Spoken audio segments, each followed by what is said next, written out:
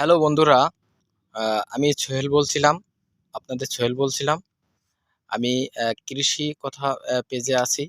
তো কৃষি কথা পেজের পক্ষ থেকে আপনাদেরকে একটা জিনিস জানাই। আপনারা শুধু কলা দেখেন, কিন্তু বলতে পারেন এই কলায় কি রোগ হয়েছে। তো আজকে আমার চাষি ভাই কিন্তু দেখাবে। ভাই একটু কলাটা দেখান তো, এই পাশে আসেন। হ্যাঁ, এই কলাটা কিন্তু আসলে পরিপক্ক হওয়ার আগেই কালার হয়েছে, মনে হচ্ছে পেকে যাচ্ছে। তো আসলে ভাই একটু সরান। হ্যাঁ, দেখেন এই কলাটা কিন্তু এখনো, দেখেন এর গায়ে ফুল আছে। ফুল কিন্তু ঝরার সময় আসেনি, তার আগেই কলা পেকে যাচ্ছে। তো আসলে এটা যে কি রোগ, এর সমাধান আপনাদের জানা থাকলে বলবেন। আর ভাই আপনার কিছু বলার আছে? সমাধা পালি ভাই যথেষ্ট। কলাটা কেমনে ভালো হবে সেটাই ও, সমাধান এর করলে। এই রোগের সঠিক সমাধান আপনি চাচ্ছেন, তাই তো? হ্যাঁ, যে কলা পরিপক্ক হওয়ার আগেই কেন কলা পেকে যাচ্ছে, তাই তো? হ্যাঁ।